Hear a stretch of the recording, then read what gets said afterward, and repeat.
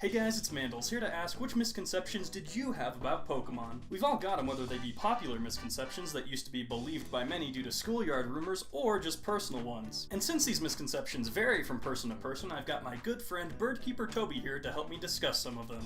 That's right, so the way this is going to work is there's going to be 5 misconceptions over here on Mandles' channel, and then another 5 over on my channel, so be sure to head on over there when you're done here. Also, many of these misconceptions are based on our personal experiences, so you may or may not be able to relate to them. That said, kick back, relax, and enjoy our 10 misconceptions about Pokemon Generation 1. Firstly, we've got a classic, the whole Mew Under the Truck rumor. This is by far the most widely known misconception, but in case you were fortunate enough to not waste tons of hours trying to get this to work, let me explain what it is. Basically, since Mew was unavailable in the main series of Gen 1 games, this allowed gamers to spew all sorts of nonsense regarding how to get the Pokemon. One of these methods involved approaching this truck that sat next to the SS Anne and using the move Strength to encounter Mew. Spoiler alert, it doesn't work, but that didn't stop this tall tale from spreading like wildfire. Regardless of the BS that was behind the rumor, it definitely left an impact on the Pokemon community, and there's even a small amount of people who still believe this to this day, which in and of itself is pretty frustrating. You're a liar, little Timmy.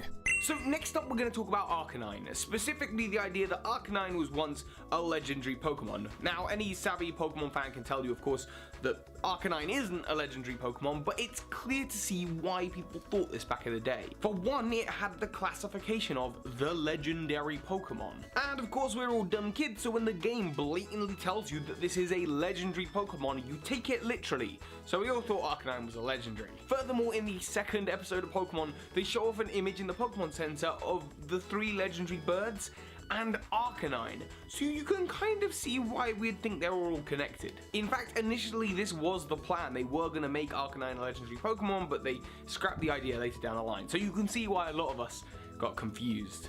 Remember the spooky place known as Lavender Town? Of course you do, the internet won't shut up about it. Anyways, all insanity-inducing music and suicide myths aside, Lavender Town held a pretty prominent feature, that being those pesky ghosts that you encountered prior to getting the Sylph Scope. Now, if you're familiar with these guys, you'll know you can't do diddly squat to them. You try to attack, and your big mean Charizard is all of a sudden too scared to do anything. You throw a ball, it dodges it. Still though, that didn't stop my ignorant adolescent mind from trying to obtain one for myself. In my neck of the woods, rumor had it that the only way to officially accomplish this without a Sylph Scope was to face off against one with a level 100 Mewtwo. Welp, I did just that, and still nothing. Sure, this misconception is pretty out there, but like we said, there are going to be some personal experiences in this vid.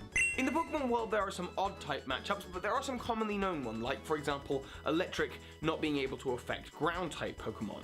Of course, this wasn't always commonly known. In fact, many of us were led to believe that Electric was good against ground-type Pokemon, and again, we have the good old anime to thank for that. So we all remember that epic battle in the show, Ash versus Brock?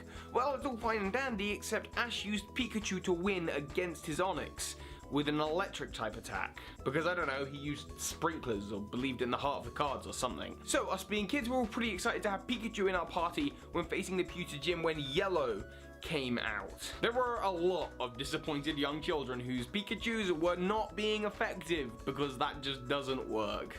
The last one is perhaps the most devious and misleading one of all. If you haven't been living under a rock for the last couple of decades, I'm pretty sure you're familiar with this little guy here. As it turns out, the beloved dinosaur Yoshi can be obtained in Pokemon Red and Blue. Only that's not the case, like, at all. However, the reason that this misconception was so convincing is that it wasn't told by some mischievous neighbor kid of yours, it was actually quote-unquote confirmed by Nintendo themselves. In an issue of Nintendo Power, they claimed that if you went through a series of tedious tasks, you could get a Dragonite to evolve into Yoshi. Sure, it didn't change stat-wise, but you'd get a nifty new Yoshi sprite, and that was pretty exciting. Surprise, surprise, the whole thing was a hoax, just a cruel April Fool's joke that convinced us to jump through a ton of unnecessary hoops. You win this round, Nintendo Power. Hey, thanks for watching, guys. Remember, the second part of this video is on Birdkeepertoby's channel, so click here to head over there now. I should also mention that I'm currently on Twitter and Twitch, so please be sure to click on those links in the description to follow me on those platforms. Also, if you enjoyed, be sure to subscribe to Toby and myself if you haven't done so already. Thanks again, guys, and I will see you in the next video.